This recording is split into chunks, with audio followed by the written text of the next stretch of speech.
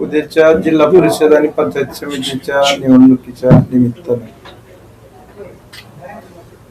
भाजप आणि राष्ट्रवादी काँग्रेस पक्ष अजितदादा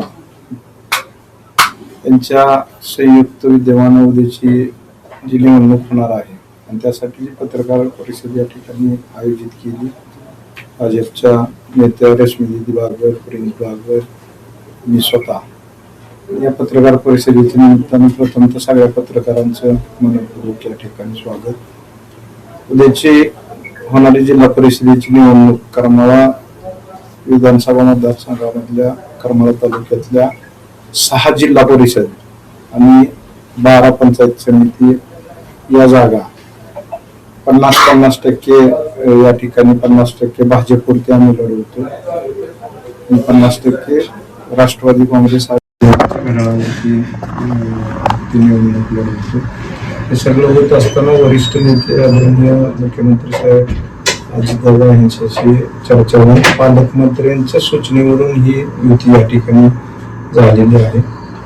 हे बरेच कार्यकर्त्यांची इच्छा होती की बाबा शेवटी एकत्र आलं तर उद्याच्या कार्यकर्त्यांना पद मिळतील आणि त्या दृष्टीने सगळ्यांनीच एक सकारात्मक भावना ठेवली, विचार केला आणि त्यामध्ये ही युती मनापासून विशेषतः या ठिकाणी झालेली आहे.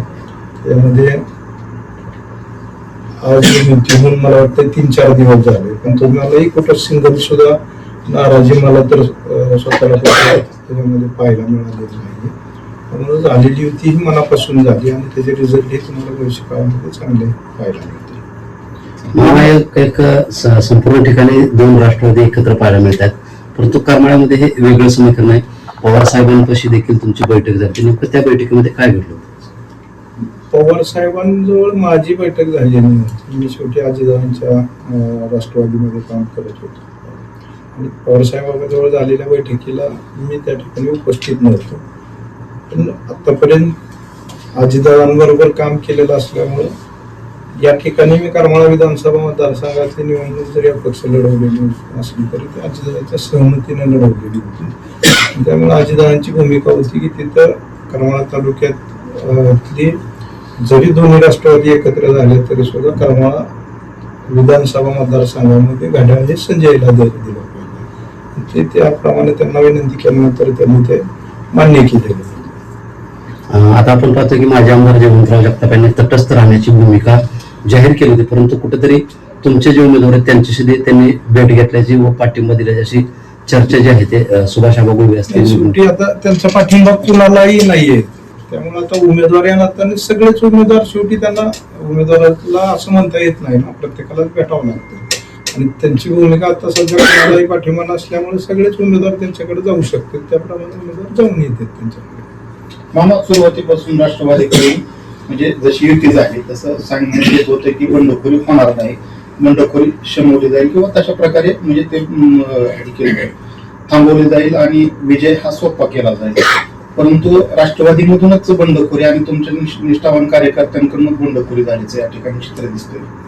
शेवटी एखादी घटना घडली म्हणजे काय 100% आपल्याला तसं म्हणता येणार. शेवटी कार्यकर्त्यामध्ये राष्ट्रवादी काँग्रेसचीच बंडखोरी झाली असं नाही. दिदींच्या गटाची एक अर्ज गेलेलाच आहे, म्हणजे चिकलठाण्यामधून गेलेला आहे. तर त्यांनाही अजून वेळ आहे आपल्याला 27 तारखेपर्यंत. आम्ही सगळेजण दक्षता घेऊन दोन्ही नेते या नात्यानं आम्ही त्यांची विनंती करून समजून घालून ते थांबवण्याचा प्रयत्न करू. लोकसभेला आपण पाहतोय की बागल गट असेल, तुमचा गट असेल एकत्र होता, परंतु विधानसभेला परत वेगळा झाला. नंतर नगरपालिकेच्या निवडणुकांमध्ये देखील राष्ट्रवादीचे उमेदवार वेगळे ते भाजपचे होते, परंतु पुन्हा आता या निवडणुकात दोन्ही गट एकत्र आहेत. कशा पद्धतीने यश संपादन करायला बाबा? करमाळा तालुक्याची ही पद्धतच आहे ना पहिल्यापासून, चांगल्या पद्धतीने रिझल्ट मिळते. मामा, जसं आता आदिनाथ सहकारी साखर कारखान्याची निवडणूक झाली त्यावेळेस सुद्धा काही कॉल रेकॉर्ड असतील किंवा इतर काही ऑडिओ असतील ते प्रसारमाध्यमांमध्ये आल्यानंतर त्या ठिकाणी कुठेतरी नारायण मदत करण्याच्या संदर्भातले काय म्हणजे कथित ऑडिओ असतील. झाल्यानंतर तुमच्या पॅनलचा पूर्णतः पराभव झाला होता. आता आपण परत एकदा बागल गटाशी या ठिकाणी म्हणजे जवळीक साधलेले आहे. म्हणजे बागल गटाशी म्हणण्यापेक्षा भाजपासोबत निवडणुका म्हणल्यानंतर शेवटी बघितलं असेल आता करमाळा तालुक्याचा माझा प्रवास तसा 10 वर्षाचा, युती आघाड्या तर अनेक वर्षापासून आहे तिथं.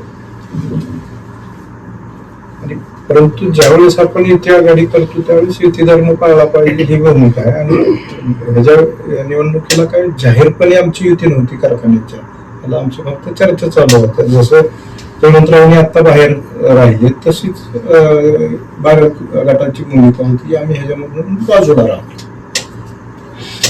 आता उमेदवार अर्ज घेणार मागे उमेदवारांना कशा पद्धतीनं शांत बसवण्याचं दोन्ही गटाकडून प्रयत्न करणार आहे? आहेतच किती असे उमेदवार. माझ्याकडला एक पवार आहेत आपले कंधारचे, ते पण आता आलेले आहेत माझ्याकडे, ते काय माझी नाही आहेत. नितीनराजे भोसले आणि नितीनराजे भोसले तर ते पण उशिराच आलेले आहेत माझ्याकडे, असं काही नाही. गाड्या चिन्हाच्या संदर्भात जी शेवटपर्यंत चर्चा झाल्या भेटणार नाही, काय कारण?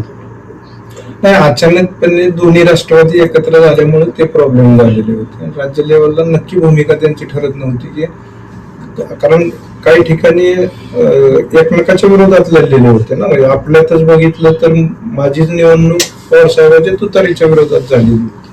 त्यामुळे तिथल्या आमदारांची म्हणजे साहेबांकडे जे निवडून आलेले ते खासदार असतील, आमदार असतील, त्यांची भूमिका ही रास्त होती की त्यांनी त्या तिकिटावर निवडून आल्यामुळे त्यांनी ते मागत होते. परंतु वरच्या लेवलला आता ते निर्णय पहिला थोडा वेळ गेला, कारण अचानक झालं हे सगळं. ही सध्याची युती जी आजची आहे त्याच्यामध्ये सध्याचे इलेक्शन पुरते आहे का पुढे अजून काय पाठ्यावर काही घडामोडी झालेल्या आहेत पुढच्या आगामी निवडणुकीसाठी? नाही, अशा कुठल्याही कमिटमेंट ह्याच्यामध्ये नाहीये. कार्यकर्त्यांचं मत होतं, नेते मंडळींचं मत होतं, आणि त्याच्यावरती झालेली होती उद्याच्या जिल्हा परिषदेच्या निवडणुकीपुरतीच मर्यादित आहे. याच्यामध्ये काही कमिटमेंट नाहीये. कुठल्या म्हणजे मोठ्या नेत्याच्या मध्यस्थीने ही युती झाली वगैरे काय? पालकमंत्र्यांच्या मध्यस्थीने चर्चा आहे? ह्याच्यामध्ये पालकमंत्र्यांचा मला फोन आला की सीएम साहेबांची चर्चा झाली, त्यांची चर्चा झालेली होती. आणि त्यानंतर पालकमंत्र्यांनी स्वतः, कारण अगोदर काय आमची कुठलीही बैठक झालेली नव्हती, कार्यकर्त्यांमध्ये एकमेकांच्या चर्चा चालू होते, त्याबद्दल मत असायला काय कारण नाही. परंतु स्थानिक लेवलला आमची कुणाची डायरेक्टली चर्चा प्रिन्स भाईची किंवा दिदीची किंवा डोंगरे सरांची माझी अशी झालेली नव्हती. झाली ते डायरेक्ट पालकमंत्र्यांचा मला त्या दिवशी फोन आला, उद्या आपण बसून चर्चा करूया. या सर्वात प्रचार सभेमध्ये दादांची सभा वगैरे काय होणार होती? आता मागणी केली आम्ही, पालकमंत्र्यांची होईल किंवा वरिष्ठ भाजपच्याही नेत्याची एखादी आपण मागणी करतो. आणि इकडचे अजितदादांचे आत्ताच मी पत्र देऊन ठेवले की एखादी सभा येत आली तर करा. मला ज्यावेळेस करमाळा नगरपालिकेची निवडणूक लागली होती त्यावेळेस सुद्धा हा 50-50चा फॉर्म्युला ठरला गेला होता.